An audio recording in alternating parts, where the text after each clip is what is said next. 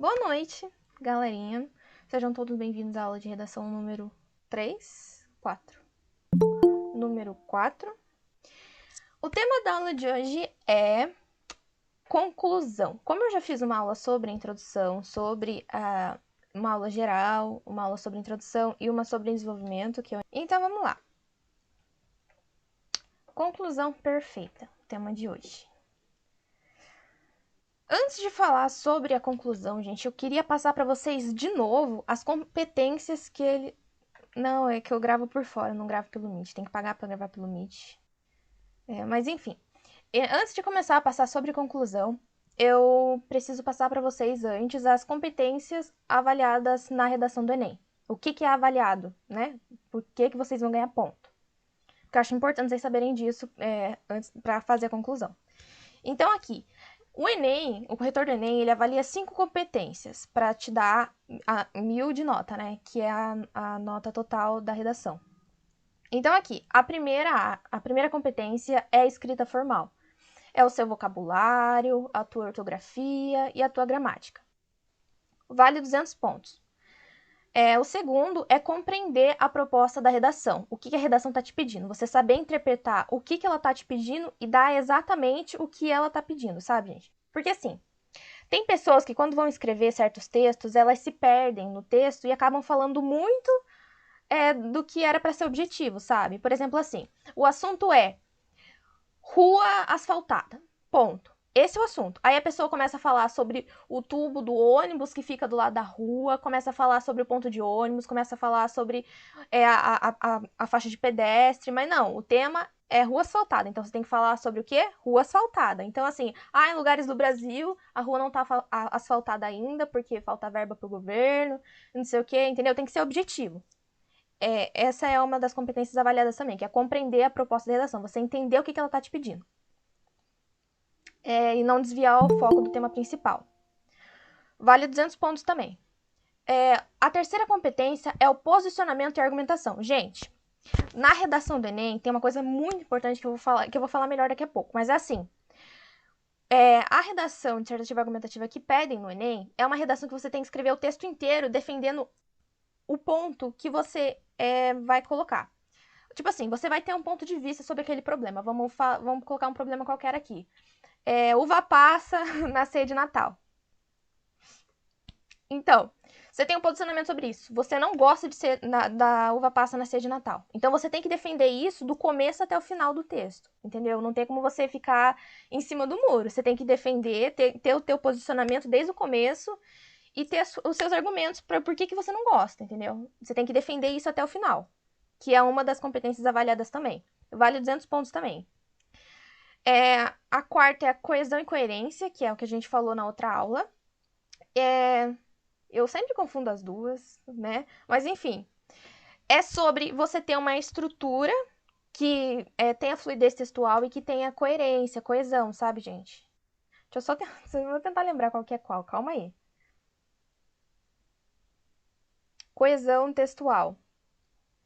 Coesão textual é a estrutura do teu texto. As frases serem bem estruturadas, a vírgula tá no lugar certo, a ortografia tá certa. E a coerência é as suas ideias fazerem sentido, entendeu? Você começar defendendo uma coisa, colocar o começo da tua ideia, o meio da tua ideia e o fim da tua ideia. Isso é uma coisa muito importante também, que eu falei na outra aula. Coesão e coerência. Se o teu texto tiver coesão e coerência, gente, vocês estão a um passo de tirar a nota máxima, entendeu? Porque é muito importante. Então, as suas ideias têm que fazer sentido e o teu texto tem que fazer sentido, entendeu? Não pode ter a famosa ambiguidade que falam, né? Que é frase ter duplo sentido, né? Não pode... Não ter nada desses negócios que deixa sem nexo. Tem que ter uma coesão e uma coerência, gente. Tem que...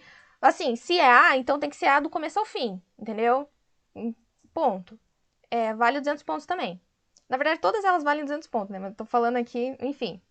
E a última competência avaliada é a proposta de intervenção, a famosa proposta de intervenção que tanto falam. O que é essa proposta de intervenção? Então, na redação do Enem, eles te dão um problema, você tem que explicar o que é aquele problema do teu ponto de vista, e depois você tem que procurar uma solução para aquele problema do teu ponto de vista também.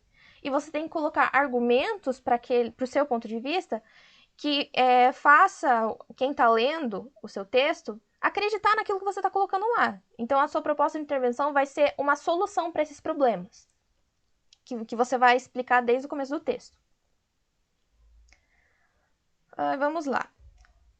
Antes de começar a escrever a sua conclusão, terminou o seu desenvolvimento, você viu assim, ponto, acabou o desenvolvimento. Você vai parar e vai ler o que você escreveu. Vai ler a tua introdução e vai ler o teu desenvolvimento. Por que você tem que ler? Para você pegar as suas ideias e colocar uma continuidade, sabe? Porque às vezes a gente tá lá escrevendo, sabe? E a gente se perde no que a gente tá escrevendo. Mas não. Antes de começar a tua conclusão, você tem que ler o que você escreveu na sua introdução, ler o que você escreveu no seu desenvolvimento, né? E vai pensar sobre o que você escreveu. Tipo assim, você vai pensar sobre os argumentos que você colocou lá, sobre a causa daquele problema que você colocou lá. Enfim, você vai ler o seu texto. Vai ser uma ótima forma para você revisar ele também. Isso é muito importante para a retomada de ideias, que é uma das coisas muito importantes que se deve ter numa conclusão. Retomada de ideias. Então, você vai reler o seu texto que você escreveu até aqui e vai retomar esses problemas que você colocou. Aí agora, chegando na conclusão, o que se baseia a conclusão? Fora, né, a proposta de intervenção. O famoso conectivo, para começar, para ele se introduzir no resto do texto. Mas aqui, gente, uma coisa muito importante sobre conectivo que eu acabei esquecendo de falar nas outras aulas. Lembram que foi falado que todo parágrafo tem que começar com conectivo? Então, sobre isso. É proibido? Não, não é proibido. É até recomendado que você faça isso. Mas assim, uma redação dissertativa argumentativa, principalmente sobre esses problemas que pedem no Enem, ela precisa fazer sentido. Cada parágrafo precisa fazer sentido separadamente, entendeu? Então, assim, se você tirar a tua introdução do resto do texto, ela vai fazer sentido? Tem que fazer sentido. Se não tá fazendo sentido, então tem uma coisa errada. Se você pegar o seu desenvolvimento e tirar do texto, desmembrar ele, igual eu fiz nos exemplos que eu dei, ele vai fazer sentido? Bom, se vai, você tá no caminho certo.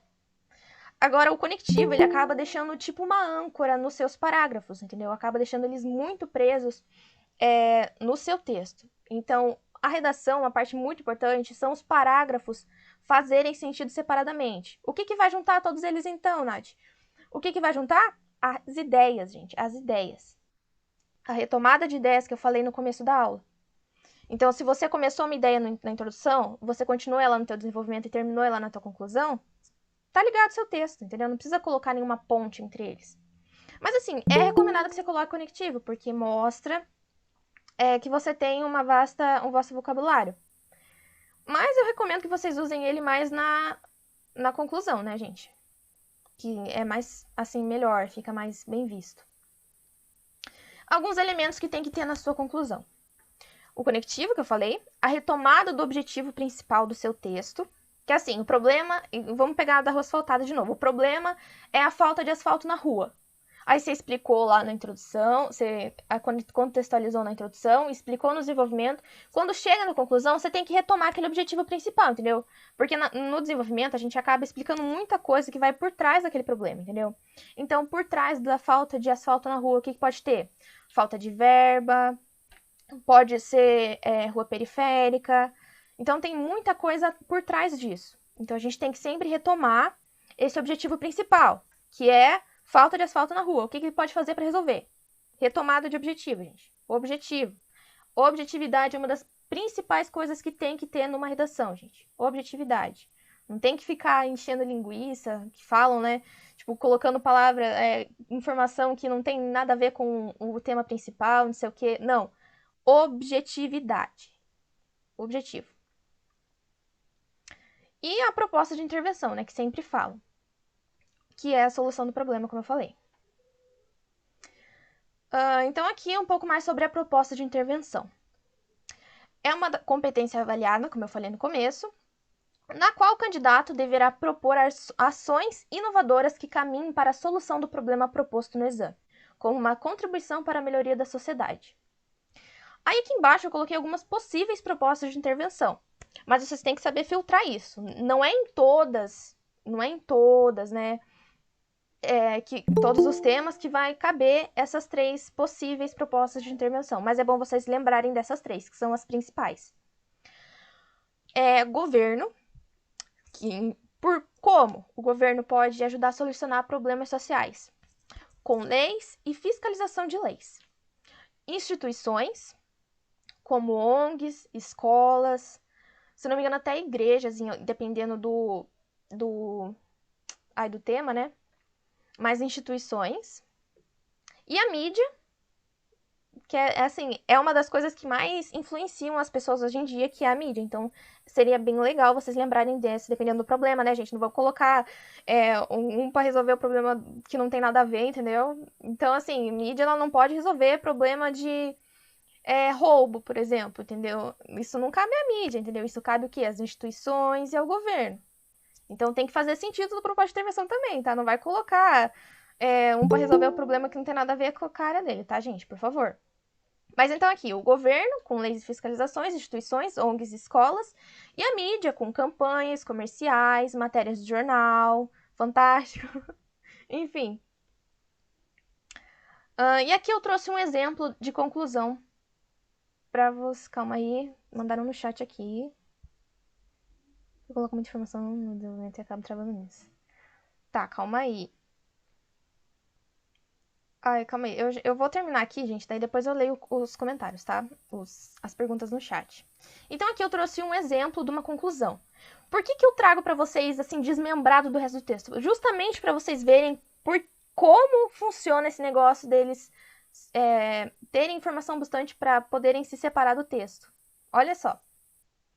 Esse aqui é só uma conclusão, gente. A pessoa, uma redação que tirou nota 1000, né? Então a pessoa já fez a introdução, já fez o desenvolvimento, já argumentou, já colocou informação, enfim. E aqui a conclusão.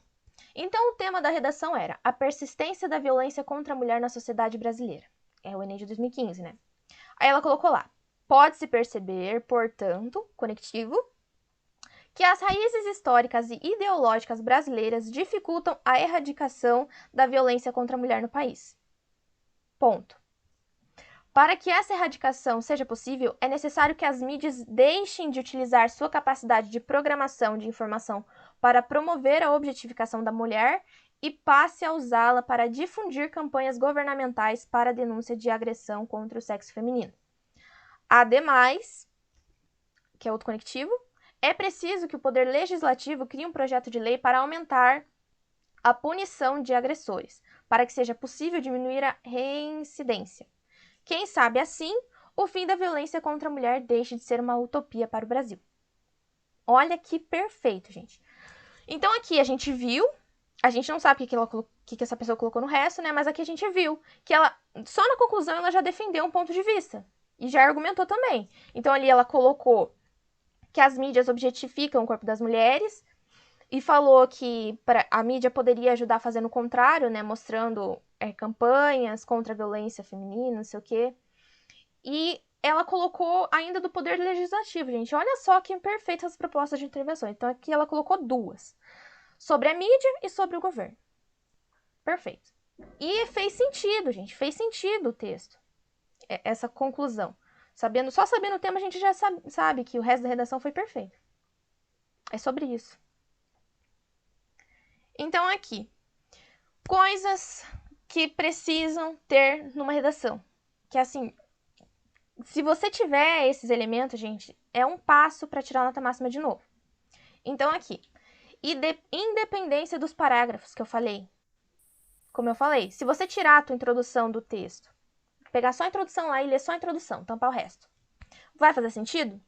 Se fizer sentido, tá no caminho certo. Agora, se não fizer, você já tem que olhar ali o que você tá fazendo de errado. Então, os parágrafos têm que ser independentes. E eles têm que ser ligados por ideias, gente, por ideias. Continuação de uma ideia vai ligar o parágrafo, sem nem precisar colocar nenhum conectivo. É muito importante que tenham isso. Não pode ter imparcialidade numa redação, gente. Você tem que colocar o ponto e defender esse ponto até o final, entendeu? Com unhas e dentes. Aquele pessoal, sabe, tem uma galera aí que, assim, não é uma crítica nem nada, mas assim, que a gente vai perguntar sobre, sei lá, um tema político, por exemplo. Aí a pessoa fica, não sei, O que vier tá bom, não sei, não sei. Cara, se você for colocar isso numa redação, você vai tirar um zero bem bonito, gente. Você não pode ser imparcial. Por isso que é bom você se informar, entendeu? Você ser uma pessoa ativa, tanto em rede social quanto em jornal, sabe? Se informar. Porque numa redação não pode ter imparcialidade, você não pode ficar em cima do muro. Você tem que pegar, fazer um posicionamento seu sobre aquele problema e defender esse seu posicionamento até o final, entendeu? Você não pode ficar em cima do muro falando, ah, mas é que isso. Não, mas é que isso sem mais. Começou falando A, vai falar A até o final, entendeu? Você não pode nem se contra. Aí como fala? Se contradizer, não é? Contrariar? Contrariar. Você não pode contrariar suas ideias. Você tem que defender uma coisa até o final. Não pode ficar falando, ah, não, mas pensando assim, eu não sei. Não. É A, termina com A. Pronto.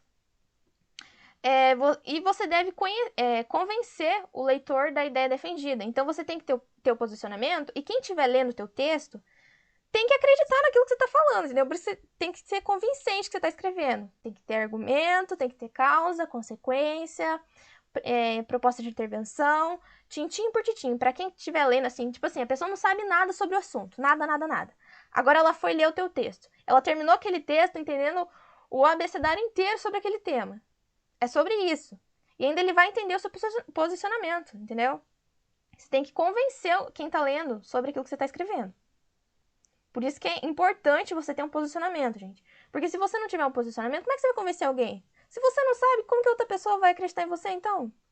Fica complicado, né? Então, aqui. Coisas que são proibidas numa redação. Gente do céu, se vocês colocar isso aqui, olha, assim, só ladeira abaixo. Primeiro deles é eu. O pronome. É pronome isso? Senhor amado. Imagina se não é pronome. Jesus. Enfim, gente, eu não tô indo pra escola, sabe? É sobre isso. Então, aqui, eu. Você colocar eu acredito, não. No meu ponto de vista, não. Não. Tem que ser todo em terceira pessoa o seu texto. Pelo amor de tudo que é mais sagrado. Não vamos colocar eu. É em terceira pessoa. Tipo assim, acredita-se que. Não pode colocar eu. Não, olha, gente, Senhor, mano, não tem nem palavra, gente. Não coloquem eu. Não coloquem, assim, no meu ponto de vista, ao meu ver, na minha realidade. Não, tem que ser em terceira pessoa. Na realidade dos brasileiros, os brasileiros acreditam, entendeu? Não pode. Gente, por favor, não coloquem, não coloquem. Isso aí é visto muito errado, gente, muito errado. E outra coisa que, nossa senhora, dados falsos. Dados falsos. Gente, tenho certeza dos dados que vocês estão colocando, entendeu? Tenho certeza. Tipo assim, data. Vamos usar um exemplo aqui popular. Data da proclamação da República no Brasil. Dependendo do tema lá, você quer pôr isso. Você tem que saber exatamente o ano que você vai pôr, que é 1889, um ano depois da libertação dos escravos aqui no Brasil, né? Da Lei Áurea. Da Lei Áurea, nossa senhora. Acho que é. Nossa senhora, tô horrível, meu senhor. Mas enfim, você tem que ter certeza daquela data, porque se você errar, meu amigo, se você errar, nossa senhora. Então aqui, uma coisa que ajuda muito para colocar dado, se você quer colocar dado, é observar na coletânea que eles colocam, sabe? Porque sempre que eles colocam um enunciado para redação, eles colocam informações sobre aquele tema. Então, se você quer colocar dados que você não tem certeza, lê lá e procura. Aí, às vezes, eles colocam lá uma porcentagem, um gráfico para vocês verem, sabe? Que ajuda bastante. Então, se for colocar dado, tenha certeza do dado que você está colocando. Porque se tiver errado, nossa senhora. É a maior gafe que você vai cometer na sua vida. Então, aqui. A redação deve ser escrita toda em terceira pessoa, e qualquer dado que não seja verdadeiro pode trazer situações catastróficas. Gente, imagina só, você vai escrever o teu texto bonitinho, colocar o teu repertório, colocar argumento, colocar causa, consequência, explicar tintim por tintim, a tua ortografia vai estar impecável, impecável. Agora vai lá, você me erra um dado importante. Nossa senhora! Gente, não, não. Se você não tem certeza do dado, não coloca, não coloca. Se você errar, vai ser horrível, vai ser horrível. Então aqui eu separei algumas coisas que deve ter na sua redação e que não pode ter. Então aqui, o que tem que ter na sua redação? Concisão. O que é concisão? Objetividade. O que eu falei? Informações que são necessárias. Se é uma informação que não tem nada, que sim, que não vai acrescentar forte, assim, vai ser só. Não coloca, não coloca. Tem que ser objetivo, gente. Tem que ser objetivo. Não pode ter palavras extras que não vão acrescentar em nada, entendeu? É objetividade. Muito importante ter objetividade no seu texto. E os conectivos, né, que você pode usar. Mas toma cuidado também, não vai usar muito, que... Assim, gente, ó, conectivo, vou mandar real aqui pra vocês, ó. É legal usar conectivo? Sim. Ajuda no seu texto? Sim. Mas é legal você não ficar dependendo de conectivo para ligar um parágrafo no outro, sabe? Tem que ter aquela continuidade de ideias. Se você depender só dos conectivos, as suas ideias vão ficar meio perdidas, sabe? Então, se você quer usar conectivo, pode usar, pode usar. Mas tem que ter continuidade de ideias, gente. Ela é ainda mais importante que os conectivos. Que é ela que vai manter tudo ligadinho, tudo juntinho, sabe? Não é tantos conectivos. Ele vai servir, tipo, para fazer uma correntinha. Agora, a retomada de ideias, ela vai fazer uma atmosfera toda em volta, sabe? Vai dar mais efeito, assim. E o que não pode ter? Que perde ponto para se tiver isso. Primeiro de tudo é repetição. Repetição tanto de ideias, se você colocar a mesma palavra, só que em palavras. A mesma frase, só que em palavras diferentes. Não. Repetição de palavra também. Nossa senhora, isso é horrível, gente, horrível. Repetição de palavra não dá pra pôr. Isso vai mostrar que você, assim, não lê nem o bilhetinho da escola que manda, entendeu? Então, na redação do Enem é muito importante que você mostre que você tem cultura, que você é uma pessoa que lê, uma pessoa informada, uma pessoa que tem vocabulário legal, sabe, gente? Que é aquela competência que eu falei sobre ortografia e vocabulário. E se você repetir as palavras, não vai ser legal, gente. Tanto para quem estiver lendo, porque não vai ter fluidez textual, vai ficar uma coisa cansativa. Imagina você ler 3 frases com a mesma palavra. Nossa senhora, é muito cansativo. Então não repete palavra, usa. Esqueci a palavra agora. Mas usa palavra diferente que tem o mesmo sentido. Não vou lembrar o nome Sinônimo. específico disso. Oi? Sinônimo. A minha internet tá ruim, gente, mano. Mas enfim. Repetições do que? Do famoso que, gente, que a gente sempre coloca em tudo. Não é legal também, não é legal. Então, assim, dependendo do que, você pode usar lá, por exemplo, por assim. Então, assim, não use, gente, não usem, tá? Não repitam, não repitam. Pelo amor de tudo que é mais sagrado, não repita, gente. Isso ajuda muito a ganhar nota no Enem, então não repitam, não repitam. Mostrem que vocês têm vocabulário. A segunda coisa é a ambiguidade, que são as frases com duplo sentido. Mas não é esse duplo sentido assim da malícia, sabe, gente? Não. É assim, você colocar duas pessoas na mesma frase. Tipo assim, a mãe e a filha. Aí você vai colocar uma frase que essa frase vai dar tanto para a primeira pessoa que você colocou quanto para a segunda. Isso é ambiguidade. Essa frase poder ser empregada entre uma e a outra. Tem que ficar claro em quem que você está se dirigindo com aquela frase. Entendeu? Tipo assim, Fernanda e Maria, é, que é famosa para não sei o quê. Quem que é famosa? É Fernanda ou Maria? Você tem que deixar claro isso. Então, o que pode ser usado para impedir essa ambiguidade? Vírgulas, muito importante. Conectivos. Palavras também, dependendo do contexto, né? Dependendo da frase, mas enfim. E a terceira é a redundância. Nossa senhora, esse aí também é um gif muito. Nossa senhora. O que é redundância, gente? É vocês colocarem duas palavras assim, você fala duas vezes uma coisa que já foi dita. Colocar duas palavras que significam a mesma coisa, uma do lado da outra. Exemplo, descer para baixo. Mas se tá descendo, vai descer para onde? Descer para cima não dá, né, gente? Então é descer para baixo. Então pode tirar o para baixo, deixa só descer. Subir para cima. Decolar para o céu. Vai decolar para onde se não for para o céu, entendeu? Que é aquele negócio que eu falei sobre concisão. Você tirar as palavras que não agregam no seu texto. Você tirar as palavras extras. Muito importante também. Aí aqui eu trouxe alguns vídeos para ajudar vocês nessa parte que eu expliquei. Vou passar aqui para vocês. Oi pessoal, hoje nós vamos discutir nessa videoaula sobre a repetição de palavras na redação. Eu vou explicar por que você não deve ser repetitivo e o que fazer quando perceber isso em suas produções. Bora conferir?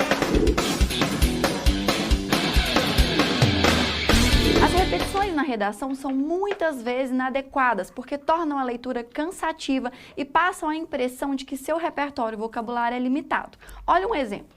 Muitos deixam de seguir a carreira que realmente amam por acreditarem que a carreira certa é aquela cuja remuneração tende a ser mais alta. Escolher uma carreira com esse pensamento faz com que muitos passem a vida frustrados com a escolha. Percebem como a repetição das palavras empobrece o texto? O corretor poderia pensar que esse aluno desconhece a possibilidade de usar sinônimos.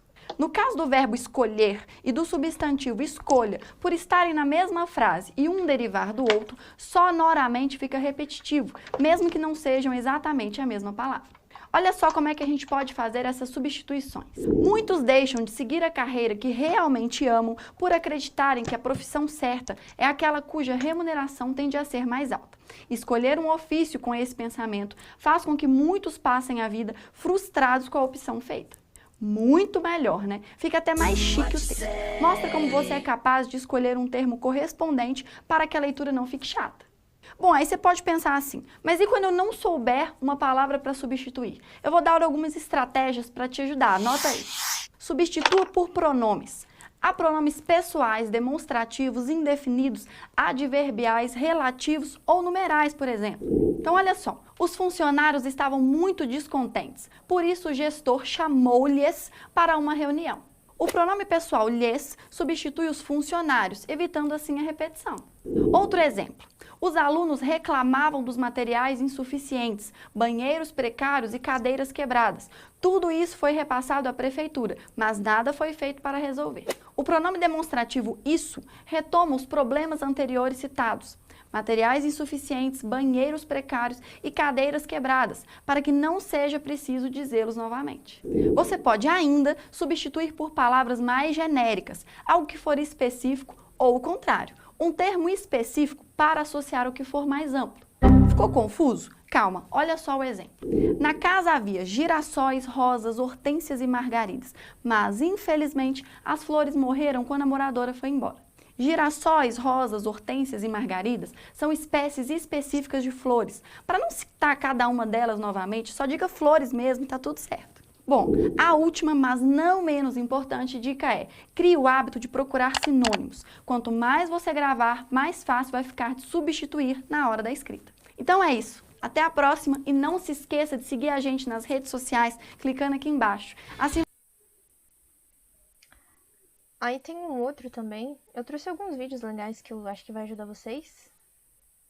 Então aqui é sobre ambiguidade. Oi gente, tudo bem? Sejam bem-vindos ao canal Mesma Língua, mais uma semana, mais um dia, mais um vídeo aqui do nosso canal. Vamos abordar vários pontos interessantes da nossa língua portuguesa. E aí, conseguiu já visualizar uma certa confusão neste período aqui? Bom, este período apresenta uma incoerência, e a incoerência é chamada de ambiguidade, confusão. Isso aqui é ambíguo principalmente pelo seguinte, ambos dois, né? Principalmente que nós não sabemos se o formada em Harvard é a diarista ou a filha, que é a Tabata. Tudo bem, aliás, o Tabata dela, por ser um proparoxítono, poderia ser registrado com o uso do acento agudo, não sabemos isso de fato, não dá para saber isso de fato. Ora, a Folha de São Paulo apresenta com acento, ora apresenta sem. Lembrando, todas as palavras proparoxítonas de nossa língua portuguesa devem ser acentuadas graficamente. E, enfim, há o uso aqui da vírgula, filha de diarista e cobrador formada. Este termo no feminino pode tanto concordar então com a diarista quanto com a filha que é a Tabata. Perfeito? Como acabar com a ambiguidade? A ambiguidade é desfeita com a reorganização, ou seja, com uma nova sintaxe do período, e a grande sugestão neste caso é Tabata, formada em Harvard, filha de diarista e cobrador, vai à Câmara. Exatamente, então nós podemos deslocar isto aqui entre vírgulas, tá? Para o lado de Tabata. Tabata, formada em Harvard, filha de diarista e cobrador, vírgula mais uma vez, quer dizer, são duas expressões explicativas, e aí nós temos aqui o verbo ir, que exige a preposição a, e aqui o bom uso do acento grave sinalizando a crase. Por quê? Porque quem vai a, ir a câmara. Aliás, não confundir com câmera, né? Câmera é esta aqui que filma o nosso vídeo, né? A Câmara, neste caso, a Câmara dos Deputados. Aliás, Tabata Amaral, que foi eleita deputada federal a sexta mais bem votada e não melhor votada. Outra dica relacionada à nossa língua. Então, ir a. Quem vai a Câmara. Então, o artigo e a preposição fundem-se, e desta fusão a palavra crase do grego, que significa mistura, fusão, por isso do uso do acento. Vai aquela câmara, vai aquilo, vai a câmara. Acertou, sim, o repórter, o jornalista, com o uso do acento grave. Mas nesta confusão aqui, errou feio, gerando a tal da ambiguidade sempre questionada em provas. Aliás, se você quiser outras dicas de língua portuguesa, basta também seguir. Aqui foi um exemplo sobre ambiguidade, né? E aqui o último é sobre redundância. Muitas pessoas vão dizer assim para vocês: cuidado com a redundância, não cometam redundância nas suas falas. Mas ninguém te ensina o que é redundância e exemplos de redundância para você entender a situação. Então, para isso, eu preparei aqui para vocês vários exemplos de redundância para te explicar por que eles são redundantes, tá? Que situação é de redundância e o que você deve usar para substituí-los. Então, já que eles são tão comuns aí na nossa fala. Vem comigo. Então, vamos à primeira coisa. O que é redundância, Chay? Ser redundante é você usar duas palavras ou mais para dizer algo que já foi dito. Resumidamente, é isso. Bom, mas como assim? Por exemplo, eu vir e reforçar alguma coisa que eu já te disse anteriormente. Vamos lá, aquele clássico exemplo e bem simples que já não causa mais dúvida, que é o subir para cima. Subir, o ato de subir, só te permite ser neste sentido, né? Você estar numa posição inferior e para uma posição superior. Então, quando eu digo subir para cima, redundante é o para cima. Se você perguntar qual é o termo redundante de subir para cima, é o subir ou é o para cima? É o para cima, porque o subir já foi dito. Você já disse subir, tá? Então ele vem primeiro, a gente elenca ele como o termo a ser utilizado. Então o subir para cima, o para cima, é que acaba fazendo você errar. Então a redundância é isso, você trazer um reforço de uma coisa que você já disse anteriormente. Só que tem alguns que causam dúvida, por quê? Porque não são palavras comuns do dia a dia, porque as pessoas não conhecem os significados, né? E a gente, quando não conhece uma coisa, acaba realmente utilizando de forma errada, né? É igual um eletrodoméstico. Se você tem um eletrodoméstico que você ainda não sabe utilizar, você utiliza ele errado. Depois que você aprende, o negócio flui. Então, olha só, o primeiro da lista que eu preparei para te mostrar algumas redundâncias que nós utilizamos no dia a dia. Elo de ligação. Você sabe o que é um elo e você sabe o que é ligação, e você entendeu quando alguém fala, tem um elo de ligação. Entendeu? Eu sei. Só que elo já é algo que faz uma ligação, certo? Então, não é preciso dizer elo de ligação. Chay, o que muda isso na minha vida? Muda isso na sua boa escrita, se você é um advogado, se você é uma pessoa que trabalha com as palavras, se você trabalha no marketing, se você faz a sua redação do Enem. Então, se você precisa ser bem interpretado por outras pessoas, é preciso seguir essas regras, esses padrões. É preciso que você tenha total domínio do que você está escrevendo, né? Então, isso é que faz diferença. E aí vem o tal do elo de ligação. Chay, basta eu usar nós temos um elo ou eu preciso colocar o de ligação? Como que fica? Basta você dizer nós temos um elo. Outra coisa que é pertinho desse elo de ligação é conviver juntos. Conviver já é co-viver, ó. Estar com outra pessoa, viver, existir aqui. Então, conviver é estar no mesmo ambiente que outras pessoas. Seja na sua casa, no seu trabalho, seus amigos, em algum momento você não está sozinho, você está coexistindo com outras pessoas, convivendo. E aí a gente diz conviver juntos. Conviver já é juntos. Uma coisa que pega às vezes em concurso é qual dos dois é o termo redundante, né? Qual é o termo redundante? E aí a pessoa fala, conviver juntos. Não, o termo redundante é o juntos, tá? Porque o conviver tá fazendo a sua parte perfeita. A redundância é o termo que vem depois, tá? Outra coisa aí também que o pessoal usa nessa questão de estar com mais pessoas, tá? Foi um consenso geral. Consenso já inclui que várias pessoas chegaram a um determinado resultado. Então, consenso geral, o geral vem para reforçar que várias pessoas estavam juntos. Porém, o consenso já mata tudo isso. Chá, então me diz, se é tão fácil assim, por que as pessoas erram? Porque as pessoas não param para analisar os significados reais das palavras. Resumidamente, é isso. As pessoas não param para observar o que elas têm e o que significa. Outro que eu costumo relembrar para vocês também é o tal do surpresa inesperada. Se é surpresa, você foi surpreendido, você não esperava. Então, você também pode passar uma linha aí, porque surpresa inesperada está dentro das redundâncias e a gente não deve utilizar. Chay, eu utilizo só a surpresa, utiliza só surpresa, fiel, sem medo. Outro que inclui daí gramática, tá? Há 2 anos atrás. Qual é o termo redundante aí em há 2 anos atrás? Eu ouvi o atrás? Sim, por quê, Chay? Porque há 2 anos já é atrás, tá? Já é passado. Então, é uma questão gramatical também de entender que o verbo ali me dá a ideia de passado. E por fim, que eu preparei aqui para vocês, o sorriso nos lábios, tá? Você só consegue sorrir com a boca. Os seus olhos não sorriem, só metaforicamente. O seu braço não sorri, a sua mão não sorri, né? Então, você só sorri com os lábios. Sorriso é nos lábios. Por quê? Porque é uma movimentação dos seus lábios, tá?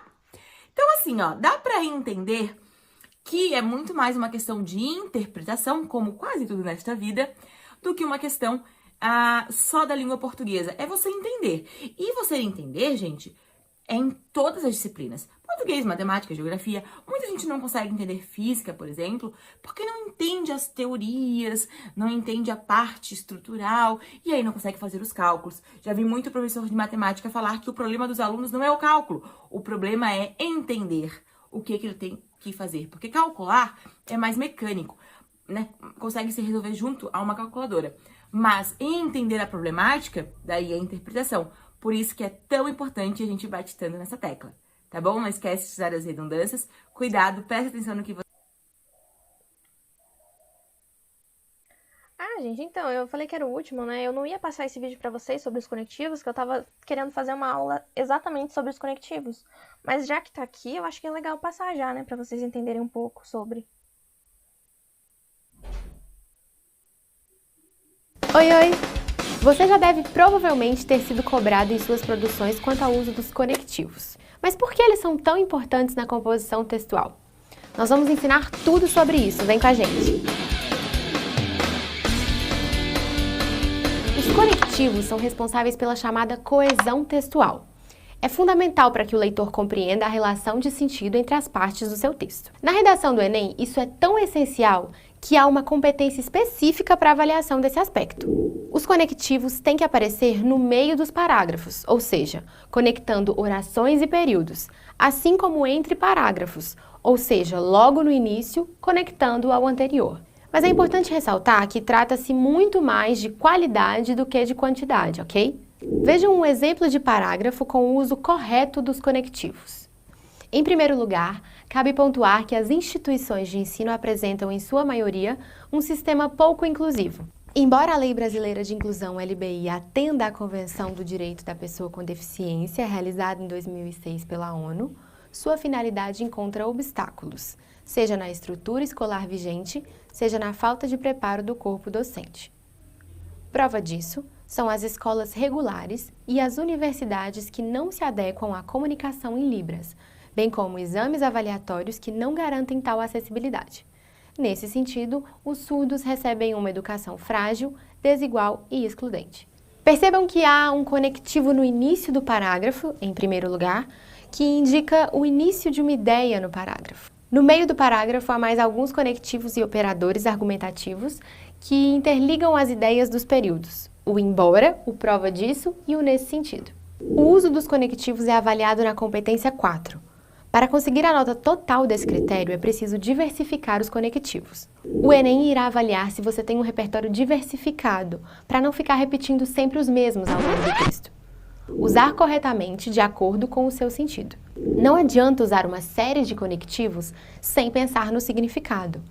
Por exemplo, se você usa o conectivo porém, que faz contradição, no lugar do ademais, que tem valor de soma de ideias, muda-se completamente o sentido, correndo o risco até de tornar a sua ideia incoerente. Portanto, conheça bem os sentidos dos conectivos para usá-los corretamente. Listamos uma série de conectivos para você usar como material sempre que for escrever. Acesse o link. Estuda eles bem. Bom, então acho que com esse vídeo já dá para ter uma ideia, né? O que são os famosos conectivos. Então aqui, reforçando o que ela disse, antes de continuar, que é sobre qualidade, gente, qualidade. Coloquem sempre a qualidade acima da quantidade, por favor, para usar os conectivos. Porque se o texto ficar cheio de conectivo, não vai ficar legal também para ler, não vai ter fluidez textual. Então é bom vocês saberem aonde tem que usar certinho. Aí agora, vamos dar uma revisada naquilo que a gente viu sobre estrutura. Que daí semana que vem a gente vai começar com os eixos culturais para estudar temas. Então aqui, estrutura. O que a gente precisa assim saber logo de cara? Introdução se trata de contexto. Você vai contextualizar aquele problema, onde se passa aquele problema. Vai dar assim um pontapé inicial para a pessoa entender sobre o que está se tratando o texto. Você vai chamar a pessoa para entrar. Quando alguém vai te visitar, você não chama a pessoa para entrar? Então, essa é a introdução. Você vai explicar sobre o que se trata o teu texto. Vai falar assim, o meu texto trata sobre, sei lá, abandono de cachorro na rua. Pronto. Aí você vai colocar lá, cachorro na rua é um problema muito frequente, não vai colocar sociedade, né? Mas na sociedade brasileira, né? Na população brasileira. Essa é a introdução. Isso é a introdução. Aí aqui a gente tem o desenvolvimento. O que é o desenvolvimento? Você vai explicar aquele seu contexto que você deu na introdução. Você vai explicar aquela fachada que você pôs na frente da sua casa, metaforicamente falando. Então, no seu desenvolvimento, você vai colocar o seu repertório, que vai ser tipo um exemplo para você explicar aquele problema de uma forma melhor. Tipo, abandono de cachorro. Aí a gente pega lá um livro que fala sobre abandono de cachorro. Não vou lembrar de nenhum agora. A gente pega sobre esse livro e faz um exemplo lá. Tipo, nesse livro tal, tem um cachorro muito importante que é abandonado depois que a criança que adotou morre. Sei lá, vai dar o repertório lá e vai explicar com base nesse repertório. Você pode ficar o teu desenvolvimento inteiro falando sobre esse repertório? Pode. Mas você pode deixar esse repertório só em um parágrafo do desenvolvimento. Entendeu? Não é uma coisa que você precisa ficar falando toda hora. No desenvolvimento, assim, obrigatório ter a explicação do teu texto. E para facilitar essa explicação, você tem que entender a causa e a consequência daquele problema. Então, qual que é a causa desse problema? É o preço da ração. As pessoas enjoam quando os filhotinhos crescem. Essa é a causa. Você tem que explicar isso. É a argumentação, gente. Ajuda na argumentação. 10 minutos. Tá me expulsando de novo. Que coisa. E a consequência? O que isso acarreta? Acarreta as ruas ficarem cheias de cachorros abandonados. Você tem que explicar isso no seu desenvolvimento. Aí agora, na conclusão, a única coisa que precisa ter na conclusão é a solução daquele problema. Só. Então, assim, em vista disso, para solucionar esse problema, podemos ter campanhas de ONGs, de instituições como ONGs, que podem pegar esses cachorrinhos abandonados, né? Então aqui, introdução, contextualizar, colocar a fachada na tua casa. Desenvolvimento, chamar a pessoa para entrar e explicar todos os seus corredores da sua casa. E a conclusão, explicar a solução, tipo assim, lá que tem uma parede rachada na tua casa. Você vai explicar qual a solução para aquela parede rachada. Entendeu? É só um exemplo. Bem tosco, inclusive, mas enfim, deu para entender, né? Estrutura. Uma ideia deve ser defendida até o final e deve convencer o leitor. Como eu falei no começo, e tem que falar aqui de novo, porque é uma coisa específica da redação do Enem. Então, você tem que ter uma ideia, tem que ter um posicionamento e tem que defender esse posicionamento até o final. E você vai usar esse desenvolvimento para fortalecer aquele seu posicionamento. Então, assim, você odeia pessoas que abandonam cachorrinhos na rua. Você vai explicar lá por que você odeia, entendeu? Deixa eles desamparados, maus tratos, não sei o quê. E o leitor tem que terminar aquele parágrafo odiando pessoas que abandonam cachorrinho na rua também, entendeu? Isso que é convencer o leitor. Aí ele se convencendo de odiar essas pessoas, chegando na solução do problema, na conclusão, ele vai acreditar naquilo que você está falando também. Tipo, então para solucionar esse problema, essas pessoas deveriam ter mais consciência de quando vão adotar algum animalzinho. Pronto. Ideia defendida até o final e tem que ser convincente. E por último, gente, uma coisa muito importante para vocês é para vocês lerem e se informar. Por quê? Ler para ganhar repertório, né? Também pode assistir série para isso, filmes, enfim. E informar é muito importante. Se informar, gente, é o principal. Assim, o principal numa redação também. Muito importante. Muito importante. Se vocês forem anotar isso, coloquem uma estrelinha bem bonitinha em volta. Se informar. Muito importante. Então, assim, a gente tem que ver os problemas que estão na atualidade brasileira. Desemprego, não sei o quê. Aí você tem que se informar sobre o desemprego. Quantas pessoas têm desempregadas? Claro que se você não tiver certeza do número, você não vai colocar na redação, né? Mas é só para você ter uma ideia. Então, assim, a maioria da população brasileira corre risco de desemprego, não sei o quê. Por que esse desemprego acontece? Você tem que se informar sobre isso também, para sua redação ser mais rica em conteúdo. Pronto. Isso. Então, eu quero que vocês terminem a aula de hoje com essa coisa na cabeça. Se informar. Pode ser por série, que tem muitas séries que tratam sobre assuntos importantes. Tem muitos livros também, tem filmes também, tem documentários, muito legal documentários. E se informar, gente. Assim, até assistir jornal acho que já conta, viu? Pra você entender o que tá se passando na sociedade brasileira. Entendeu? Você tem que entender o que tá se passando no seu contexto. Você vive no Brasil, então você tem que entender o que tá acontecendo no Brasil, entendeu? Pra quando se cair na redação do Enem, você saber por que tá acontecendo e o que isso acarreta, o que isso traz. Pronto. Então, essa foi a aula de hoje, gente. É isso que eu precisava passar pra vocês. O Meet tá me expulsando, tem uns 7 minutos, mas eu vou responder algumas perguntas que deixaram aqui. Aqui por último tem o que seria o detalhamento. Sempre fico presa nessa parte. Detalhamento, você diz a explicação, né? Então, detalhamento. Argumentação. Causa do problema, consequência do problema, subconsequência do problema. Tipo assim, um problema A vai ter consequência B, mas essa consequência B também pode trazer uma consequência C. Então, você não vai focar na consequência C também, né, gente? Só dá pra citar lá, falar assim, consequência B traz a consequência C também. Pronto, detalhamento. Qual a diferença entre conectivos interparágrafos e intraparágrafos? Se não me engano, assim, conectivos interparágrafo vai ser no começo do texto, para ligar um parágrafo no outro. E intraparágrafo vai ligar... Não, ao contrário. Interparágrafo vai ligar um parágrafo no outro. Daí eles vêm sempre no começo do parágrafo. E interparágrafo vai vir dentro. É isso, gente. É isso, mas eu acho que eu confundi os dois. Eu não me lembro. Inter é pra dentro, né? Intra. Enfim, mas é isso. Um é para ligar parágrafo e o outro é para ligar as ideias de um parágrafo só. Então, galerinha, a aula de hoje foi essa. Qualquer dúvida, vocês podem me chamar lá no WhatsApp. E é isso, gente. Se não tiver nenhuma dúvida, tá liberado.